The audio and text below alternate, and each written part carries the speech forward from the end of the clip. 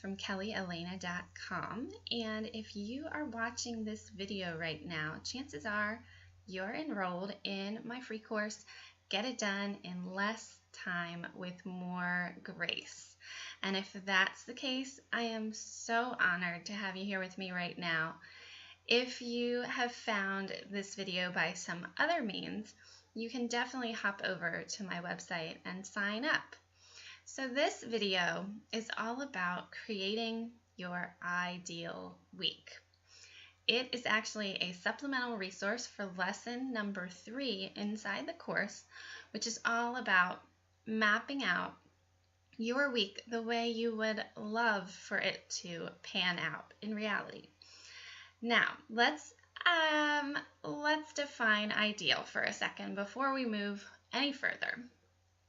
So, ideal means kind of your dream week, the perfect week that you would envision in your mind if everything panned out exactly the way you would want, which, let's be serious, that never happens, right? Life happens all the time. So I just want to make sure that we're clear on the fact that this is flexible, that it's not about living by the clock and saying, oh gosh, it's 7:30. I have to make sure, I'm making breakfast right now.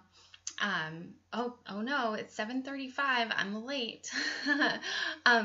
So don't watch the clock too much, but have sort of a general idea of when you want to be doing the activities that you want to be doing. So it's something that we want to keep as a framework, but also keep it loose and allow life to happen. And to give ourselves some grace, that's what the course is all about, is being productive, but giving ourselves some grace to say that it's okay. If it doesn't work out perfectly, it is okay. And we can tweak and make adjustments as we go, but it's nice to have a plan in your mind so you have something to shoot for. But again, don't be hard on yourself, and it is a little bit tricky getting started, but the more you continue with it, the more you'll be able to fine-tune, and it'll really start to feel good. So I'm going to go through with you, I think it is 5 steps. No, 6 steps. I'm checking my notes here. 6 steps to create this ideal week. And it's really very simple, but it's helpful to go through it in these steps rather than just trying to throw it together and not really knowing the process behind it, because there really is a meaningful process to go through to really do it right. So step number 1 is possibly the most important step of all. This is where you want to identify the top priorities of your life. And by top priorities, I mean what is most valuable and important to you. Not the things you have to do, but the things that really to the core of your being mean the most. So I want you to brainstorm a list, and you can keep those categories pretty broad. So for example, I have just 4 things that I put on my priority list. So you do want to also think about what needs to happen, okay? But you're going to keep that closer to the bottom if it's not something that really is the most valuable to you, if that makes sense. So just because you have to do it doesn't mean that it's at the top of your list. So think first, go into your heart here, what is most important to you? And then don't forget the things that you have to do and make sure you include those in your list. And you can be pretty broad here, or you can get a little more specific if that feels good. So for me, I have 4 things on my list, and the number 1 thing for me is family. And that might not be the number 1 thing for you, and that's totally fine. But for me right now at this season in my life, it's family. And that's something else we need to keep in mind, is that depending on our life situation, this list could change. So this could be a good activity to go through, I would say probably once a year, to check in and see where your priorities lie. Because obviously, my season of life would be very different than the season of life of someone who is more, closer to retirement. So family is at the top of my list because I have, small children. I have 3 kids under the age of 7, and my purpose right now is just, what can I do to make sure I maximize my time with them? Because I am in full realization that they're going to grow up way faster than I would like for them to grow up, and I don't want to miss out. I just want to be a part of their life in whatever way I possibly can, and just watch them during this time and not blink my eyes and say, oh, where did that go? So, and of course my husband, I kind of like him too. So family is at the top of my priority list. My second item is time for myself, because I know that I need some time by myself to kind of recharge my batteries, and that I am much more energized when I get to do that. And I just need that kind of decompression time for my brain and my body, and not to mention exercise. So that's important to me. So I have that as my second item. Then my third item is for my business, because that's really important to me right now as well, and that's something that I'm spending a lot of time on. So I actually broke my business time into 2 pieces. Now, you might just have one piece for business, or you might like this idea of having 2 pieces. So my first business piece is what's really at the core and most important to me, and that would be time developing content for my business, and also time spent working with clients, okay? Because these are my 2 most valuable things that I do with my business at this point. And then my second business piece, I am just calling business logistics, and that would be number 4. And those are the things that need to be done. They're the things that keep everything afloat, that if I ignore, things are going to start to fall apart. But they don't really have anything to do with building more content or working with clients. So I put that at the bottom. So those are my 4 major chunks of time that you'll see on my ideal week. Now, after you have, sorry about that, my screen blinked out for a second. After you have your list, now it's time to go to the Excel spreadsheet, and you could definitely create your own, or you can use a template that I've made. So you'll be able to actually access my template, and I have 2 sheets. I have the top sheet is the one that I'm using currently, and then the bottom sheet just simply has the times down the side if you like half-hour increments, or you could make yours hour increments, or whatever works for you, and the days across the top. Now I put the weekend at the end. You could obviously move Sunday over and start with Sunday. I also have colors already in here, but you can use the paint bucket definitely to change your colors. So it's really, really basic. You could set this up very simply on your own or use mine, either way. So once you have your priorities, step number 2 is to place your colored blocks on the template. Now, it's super important. I said the first step was the most important, but I'm going to put this one right up there with it. It is super important that you start with number 1. Whatever is at the core of your heart as the most important category.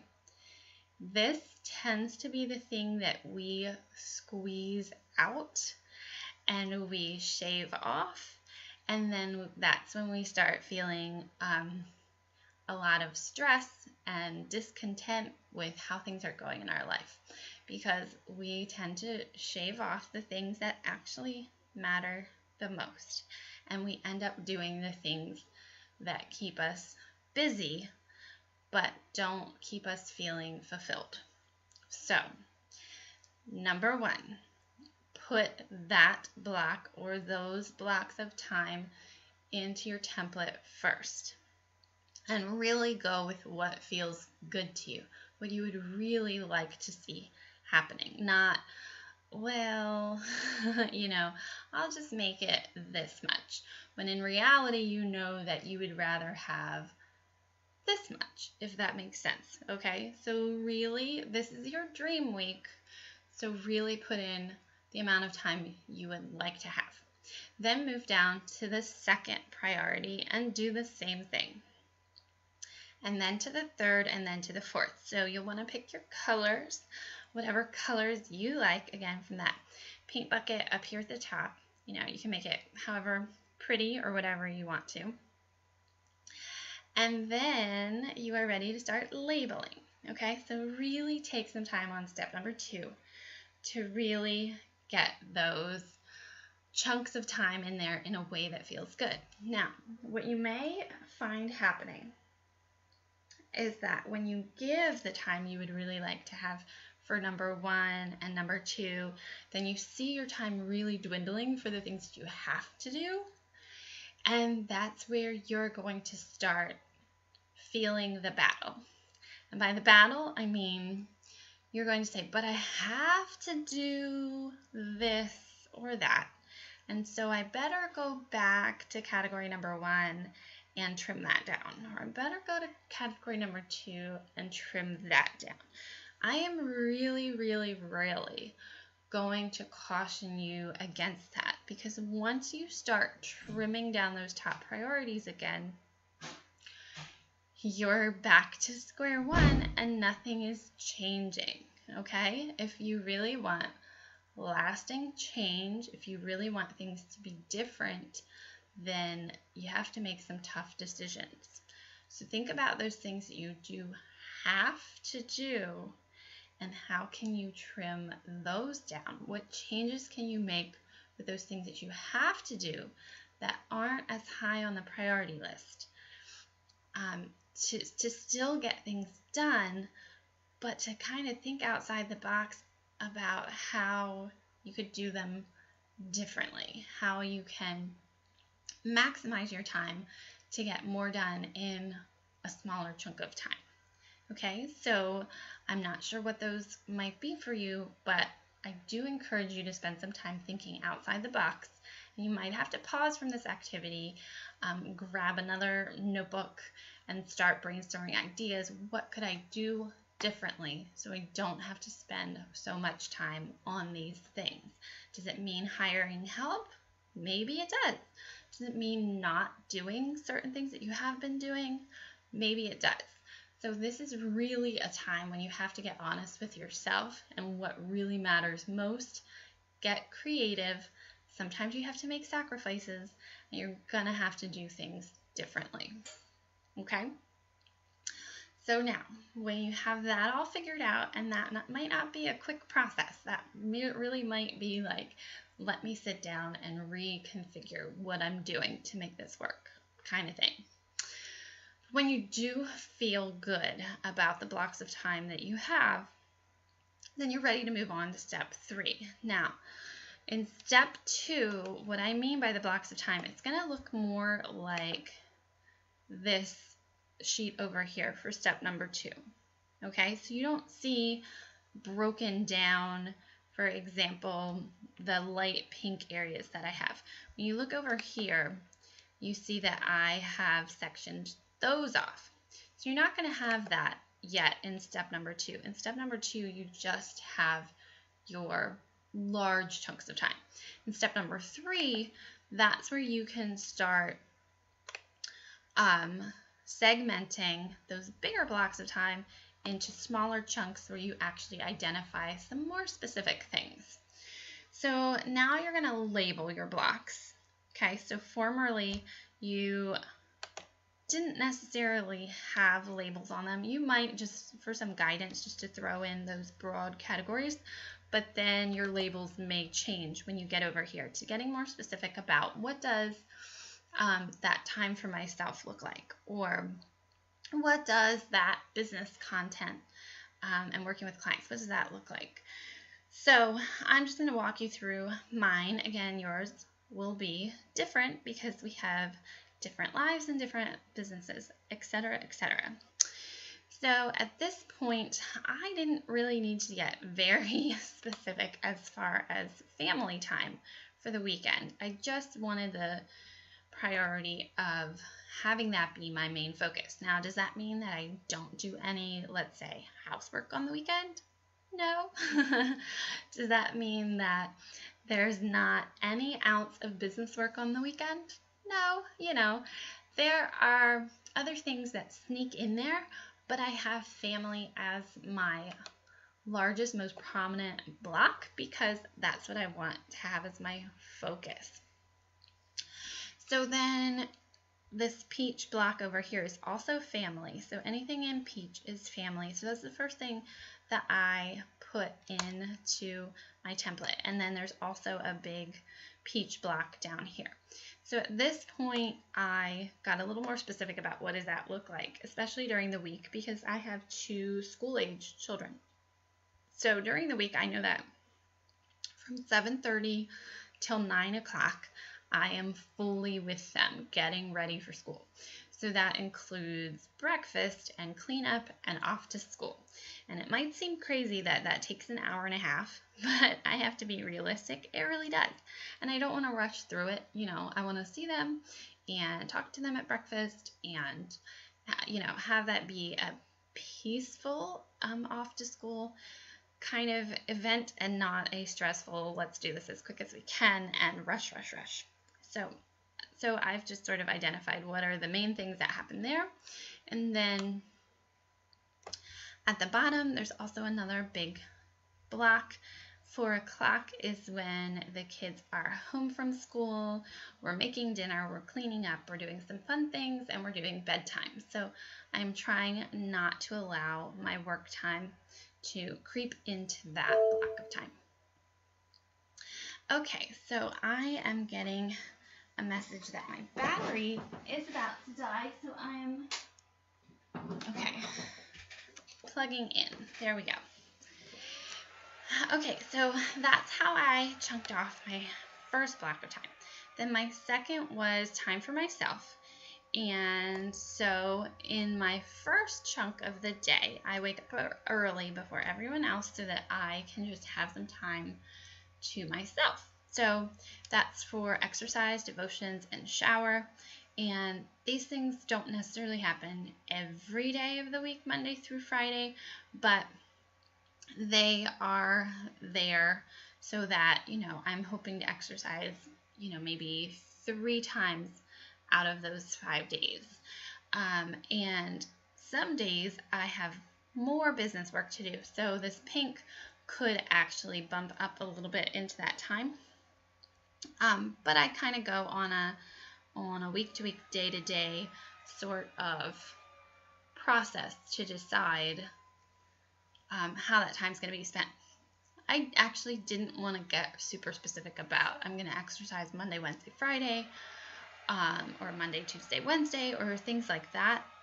I just wanted to kind of have that in the back of my mind. So again, this is flexible. You sort of know in your mind how you want things to go versus how you might want it to look on, paper or on your computer screen.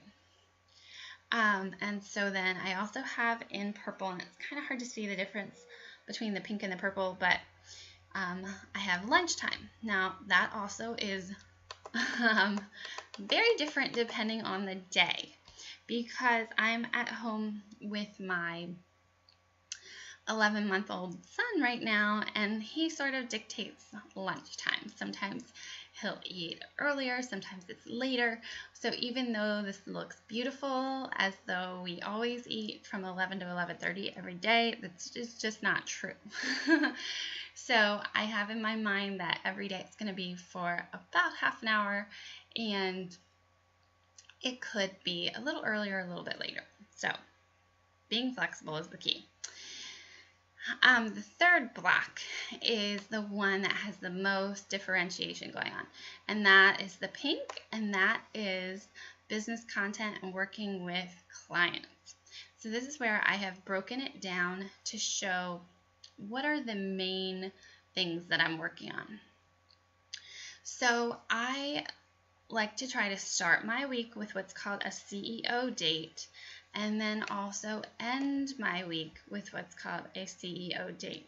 Now, this concept comes from Rachel Cook, who is a business coach and guru on time management and balancing work and life. And her idea is that you need to give yourself time at the beginning and the end of your week to kind of assess where things are at and make sure everything is running smoothly, because you are in charge and you want to make sure everything is going just the way you want it to and make adjustments over time as you need to. So I have that chunk of time for about an hour, and again, I might not need a full hour, but I have it there just in case at the beginning of my week and then at the end of my week. Then I do coaching sessions on Tuesdays. So on Mondays, I want to make sure I'm ready for that. So I have another block of time for coaching prep work. Again, I might not need all of that time, or I might need more of it. So I might be working on it in the morning and then again in the afternoon. It just kind of depends. But it's there so that I know that's a main focus for Monday. Then content creation, you'll see in other blocks of time throughout the week. And that simply means working on special projects, working on blog posts, anything that is content related. It could even be my weekly newsletter. It could be planning for my Periscope broadcasts, anything where I'm providing content to my audience. So that, you can see, is a large chunk of what I want to be doing in my business. Now, I also have a weekly mastermind with other business girls online where we meet in a Google Hangout, and that's every week on Tuesday. So I have that also blocked out, and that's important to my business as well, so I kept that in pink. Then you'll see on Wednesday and Thursday, I have time blocked off for business education, and that just means, if I'm going through a course, I would love to spend that time on that course or any kind of research, things like that. Now, this is the one I have to say have a block of time, but I tend to kind of just have a lot more pieces throughout the week that might not necessarily be an hour here, an hour there. They might be shorter spurts of time. So that's something that I'm looking at. Do I want to adjust? Or do I want to have that exact, sit down at, 2:30 on a Wednesday, and this is my business education time. So one of those things I have tucked away to think about. And then the last thing is blue, and those are business logistics. So I have just a block of time here for email and for checking in on Instagram. And then I have another chunk of time for email and for making my list of things to do for tomorrow and checking in to see what's going on at my Facebook group. And then I have more Facebook check-ins. And honestly, I would say I'm checking in on social media around 9 o'clock every night. So that might be something that I do want to add into these blocks. But I wanted to convey the idea through my colors that my evenings are in purple because they're mostly for me. And my husband is home some evenings, so we get to spend some time together during that time. And I'm just noticing now that I don't think that this color actually matches this one at the top, so I may have to change that. And I'm also noticing that I will probably tweak the email time as well, because I've been finding that rather than doing two small chunks, I've been experimenting with doing one larger chunk from 3 to 4 o'clock, and that's been working pretty well. So that may be an adjustment that I make at the end of this week is to take it out of that lunchtime area and increase the end. So I have an hour at the end of my day. Okay, so that was a lot of explaining there, and you may have just fast forwarded through all of that, but sometimes I think it helps to hear someone else's thinking process so that you can kind of go and do your own. And then one that I didn't mention over here is scheduling social media. I like to do that on Sundays for just a small chunk of time, just so I can envision my week and what I want to put out there. Okay, so that was a lot on step 3. So now we're moving on to step 4. And here's where I want to say you could actually flip-flop step 3 and step 4, depending on how things make sense for you. So for me, I did step 3 first, and then step 4 came after, because step 4 is creating themes for your days so that you know what your primary focus of each day is going to be, and then other things can fill in around it.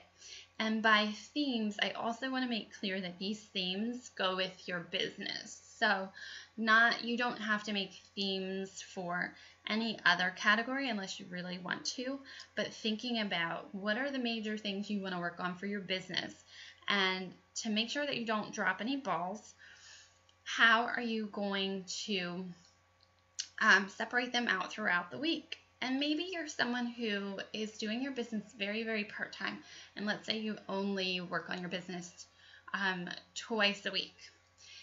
In that case, you might not need themes because you just know everything has to happen in those 2 days. But if you're someone who is working on your business every day of the week, I have found this to be extremely helpful for planning out my days so I know what my top priorities are and so I don't drop the ball on anything. Now, this idea also comes from Michael Hyatt, which I haven't really talked about yet, and he's really the one who gave me this idea of this ideal week. So I'm going to pop over to his blog to show you, and this was posted actually I think about 5 years ago, so this is not a new concept. And he shows you his ideal week right here. And in fact, you can download his template if you like his template better than mine. So this is his whole post, and you can download his Excel spreadsheet right there, which is what I did originally, and then I just made my own because I like doing it in Google Sheets. So you can see across the top here, he has themes.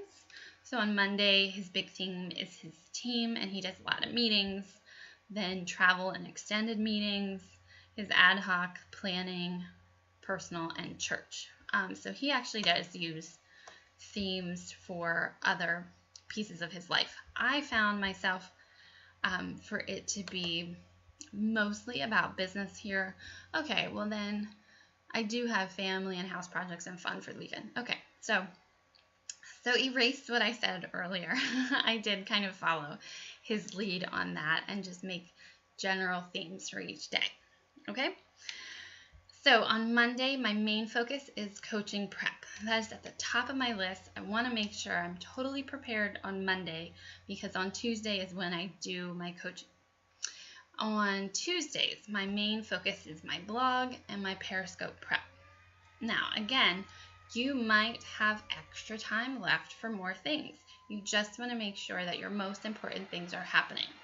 Also, real life here, it doesn't always all get done on the day that you want it to get done. So if I don't get all of my coaching prep done on Monday, it gets bumped to Tuesday. But then what happens is if I'm falling behind, then blog and Periscope prep could be bumped to Wednesday. But the nice thing is I have my main focus Wednesday, Thursday, and Friday on projects. So if things from Monday, Tuesday get bumped over, it's okay because those are kind of bigger chunks of time. Then I also added my newsletter to Thursday because right now my newsletter is going out on Saturday, and so I want to have a little advanced prep on that. Now, I did say earlier you might start with themes first and then work on your segmented chunks of time after. whichever way makes more sense for you. It just made more sense for me to start with my segmented blocks of time and then see by looking down through my chart here. Sorry, my computer is all freaking out there for a second. To look at what my blocks of time are and what made the most sense as far as what themes to create. And you might kind of be back and forth a little bit between step 3 and step 4, just trying to tweak it and fine tune it. So that is totally fine. Now we're on to step 5, and this is where you can add up your chunks of time right over here on the side. So if you want to use my template, the blank sheet also has it, and I put in that little formula that when you add up your hours here, it adds it up for you. Okay, so that's kind of fun. So if I have 2 hours for one thing and 4 hours for another thing, you can see the running total there at the bottom. So that's kind of helpful. And this is not something that Michael Hyatt actually recommended. It's just something that I added because I wanted to see how much time I had planned for my business, because I think it helps to see where your time is going and how much of it you have. So when you total up your business time, you can figure out, you know, is that as much time as I want to be spending on my business, or is that more time than I want to be spending on my business? And that might then take you back into step 3 and step 4. Primarily, I guess I would say step 3, to readjust some of these blocks of time if you feel like you maybe have too much or not enough. Okay, so that helps with your tweaking a little bit and just seeing where your time's going. Now again, these are totally estimates. Does my week pan out this way perfectly? I'm going to say never, no. But it gives you a framework to work from to kind of see where you think you want your time to be going. All right, and then step 6, simply, it really helps to check in on a daily basis, especially when you're getting started here, to kind of remind yourself, okay, it's Monday. What is my day going to look like on Monday? And then the same thing on Tuesday. So coming up with a regular time where you check in, and I would recommend the morning, just so you can see the whole day ahead of you. And so at the end of the day, you don't say, oh, did I follow my plan? How did that go? So looking at it at the morning really helps. And then by the end of the week, to kind of assess if you have decided to do something like a CEO date, to say, hey, how did this go? You know, obviously not perfectly. We're giving ourselves some grace, but as you continue on for weeks and weeks, you can kind of see like, okay, well, I have this scheduled in here, but that's not really making sense, so I'm going to change it. So this is really fluid and really flexible, and it can change a lot over time. And to keep in mind that your life is going to change, so this has to change with it. And again, I would think about checking in once a year to go back to those priorities and say, are these still the same, or do these need to change? So going all the way back to step 1.